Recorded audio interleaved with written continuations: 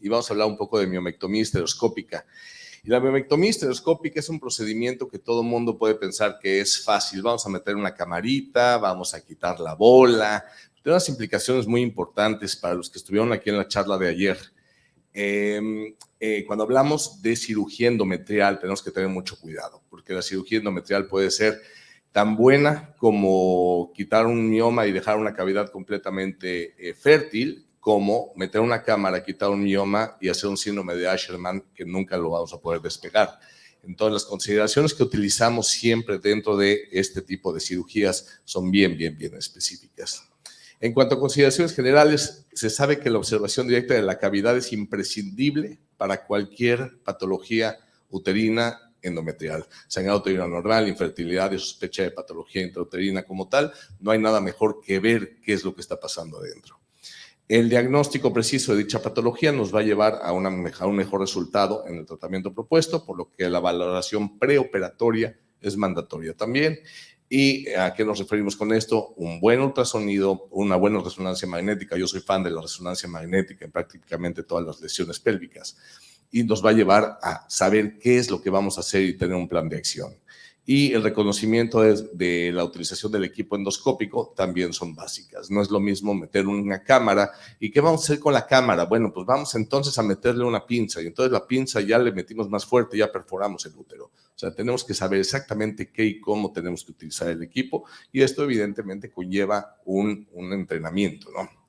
Bien, hablando de miomas como tal, pues, los miomas empiezan de una célula muscular lisa, endometrial y fibroblastos, los cuales van a pasar por una regularización y activación por los receptores esteroideos y va a haber un incremento en la actividad de la mioma, de la aromatasa, y al final vamos a tener un mioma en la mano. Ese es el cómo van creciendo los miomas, que vamos, no es el hecho de la platicar cómo se hace. Bien. El cuadro clínico de una masa intrauterina es típico, es sangrado uterino normal, va a haber infertilidad, puede o no haber dolor. La cavidad uterina mide 3 centímetros nada más. Si tenemos un mioma de 1 centímetro, es un mioma suficientemente grande para dar problemas y está ocupando un tercio de la cavidad, ¿no? Si ya tenemos un mioma de 4 centímetros, ese mioma sí puede dar dolor por un efecto de masa, pero lo típico es que o empiece con sangrado uterino anormal, que tenga infertilidad, y en la enorme mayoría de los casos no hay síntomas, son hallazgos que de repente volvemos infertilidad, haces un ultrasonido, ves una masa, o en una revisión anual, como la que están diciendo, una revisión, un ultrasonido, se encuentra ahí un pólipo, se encuentra algo, ¿no? Los estudios que hay que hacer para realmente ver qué tenemos es un ultrasonido transvaginal, histerosalpingografía y volvemos a una resonancia magnética. La resonancia magnética no nos va a ayudar mucho cuando tenemos una sola lesión intracavitaria, nos va a ayudar cuando tenemos múltiples miomas y tenemos que tener un plan de qué vamos a quitar, cómo los vamos a quitar. Bien, el ultrasonido, aquí tenemos, vamos, aquí adentro se ve. Un mioma no se ve tan bien, pero cuando tenemos una reconstrucción en tercera dimensión, el mioma se encuentra completamente intracavitario. Es un mioma que en este caso mide 2 centímetros, suficientemente molesto para la paciente que tiene hipermenorrea, que tiene dismenorrea. Y esta es una resonancia magnética en donde nos va a ayudar, si esta es la cavidad aquí en medio, nos va a ayudar a ver qué tanto el mioma comprime la cavidad, sobre todo tener una clasificación que ahorita la vamos a ver y qué hacer nuevamente con esos miomas.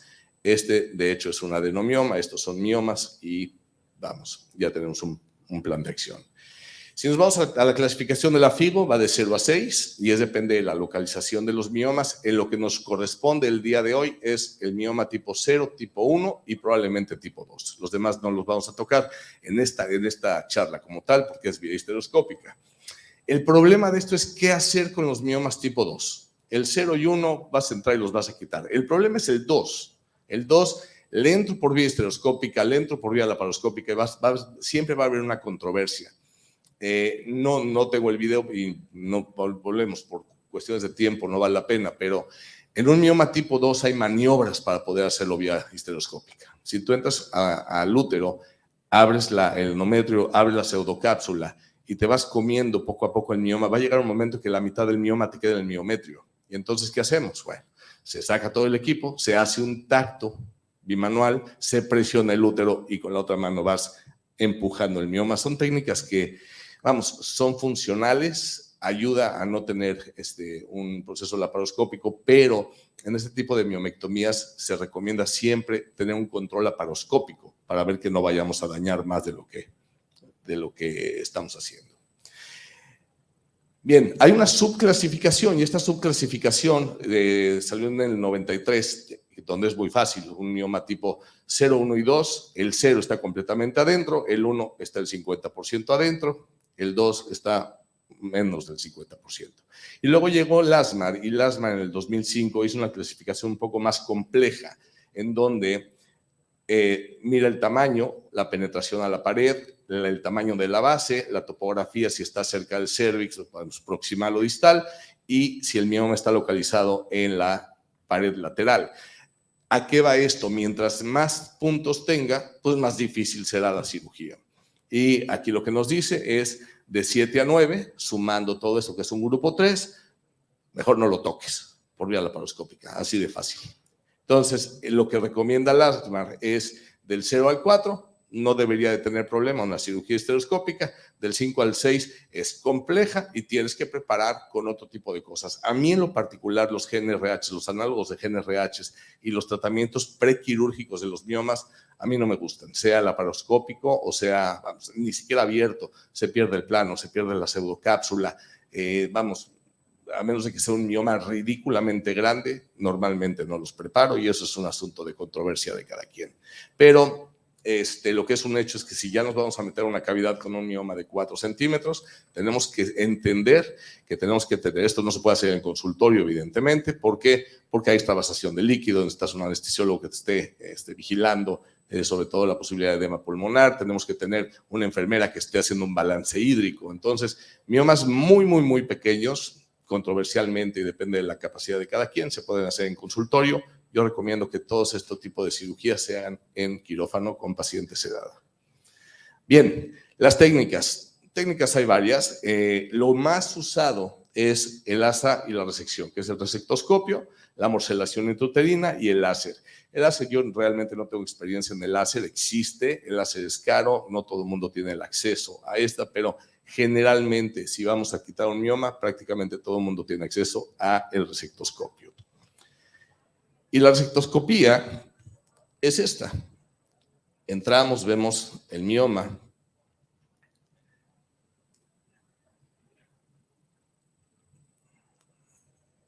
Y aquí tenemos un mioma muy pequeño, el otro mioma mide 2,5 centímetros.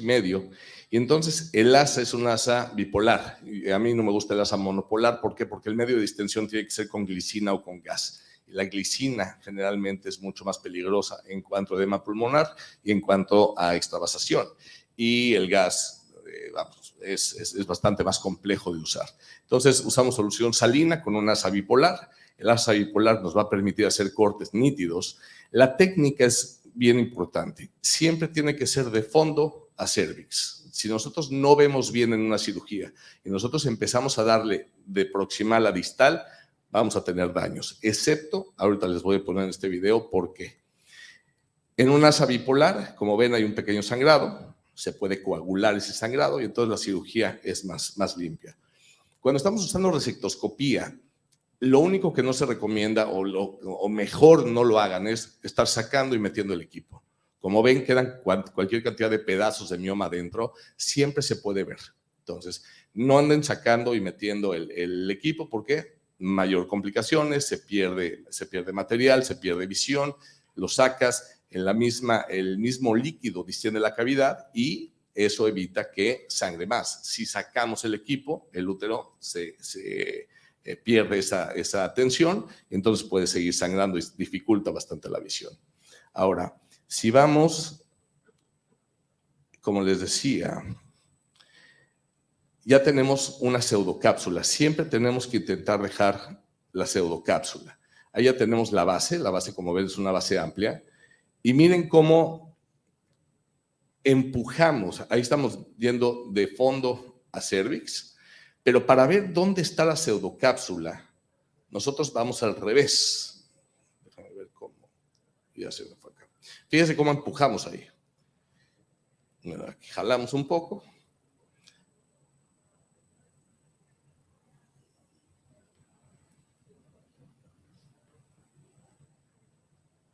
La división del video no se me dio bien. Bien, fíjense cómo empujamos. Ahí empujamos y vemos exactamente qué tanto nos falta. Si nosotros lo hacemos de atrás para adelante, no podemos ver esa imagen. Entonces, estas son las únicas consideraciones en donde podemos hacerlo de proximal a distal, empujando, metiendo el asa, empujándolo un poco hacia arriba para no irnos más profundo y entonces ir sacando un poco más de mioma. Esta pseudocápsula, si nosotros usamos cualquier método que ustedes quieran, si queremos usar estradiol a grandes dosis, un dispositivo, va a repitelizar bastante bien en un periodo más o menos de 30 a 60 días. Pero la idea, volvemos, es quitar la mayor parte del mioma. Aquí estamos yendo al revés, como ven, pero son las únicas consideraciones que hay que hacerlo al revés. Y tenemos la morcelación intrauterina. ¿Cuáles son las ventajas? Realmente el tiempo es un método bastante bueno. Es un método que es una navaja que va cortando lateralmente y al mismo tiempo va aspirando el tejido. Entonces eso nos permite tener una mejor visualización de la cavidad. Si ahí tenemos un pequeño mioma, es un mioma bastante pequeño, pediculado, es un tipo 0. Y si nosotros metemos la cuchilla, es una cirugía que realmente nos dura 14 segundos. O sea, es mucho más la preparación que lo que es la cirugía. Activamos la navaja, nos comemos el mioma. Para nosotros es mucho más fácil, para la mujer es mucho más caro y para el patólogo es una pesadilla porque tiene que estar pescando cualquier cantidad de células que quedan en las bolsas. Y como ven, realmente es un procedimiento bastante sencillo. Ese video, si lo podíamos haber hecho con una pinza, jalamos la pinza, que jalamos el mioma y realmente es bastante más sencillo. Este mioma es un mioma ligeramente más difícil, está en el cuerno derecho de la paciente y en este caso, aquí dejamos una pseudocápsula también. Es mucho más difícil en el TrueClear dejar una pseudocápsula que en el resectoscopio. Podemos meter la punta y empezar a escarbar un poco, pero realmente el corte, como es lateral, tiendes a dejar un poco más de tejido. Como ven, aquí estamos literalmente comiéndonos el mioma en el lado derecho. Es una cirugía, volvemos, que dura nada. El armado del TrueClear o del morcelador, no sé si han tenido oportunidad de verlo, tienes 7 bolsas, tienes un aparato, tienes que calibrarlo y realmente para empezar la cirugía te puede tardar 5 o 10 minutos y cuando la cirugía tiene una duración de 30 segundos o un poco más. Como ven, sigue aquí el mioma, pero ya es un poco difícil entrar y seguir escarbando con esta técnica.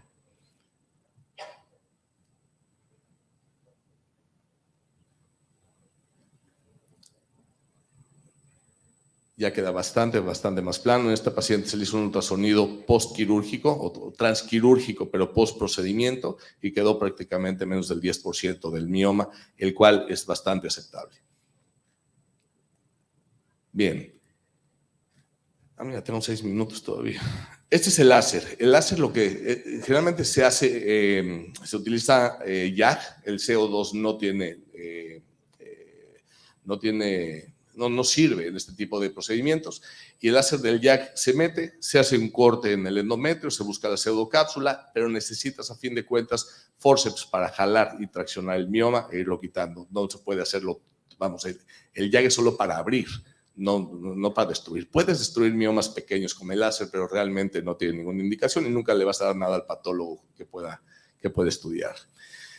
Bien, ¿cuáles son las complicaciones de estos procedimientos? Son procedimientos que tienes que poner una pinza de POSI, tienes que traccionar, tienes que dilatar. Entonces, todo esto conlleva a problemas. Y problemas pueden ser sangrados, puede ser perforación uterina. Y lo más importante, lo que habíamos platicado, es saber utilizar los medios de distensión.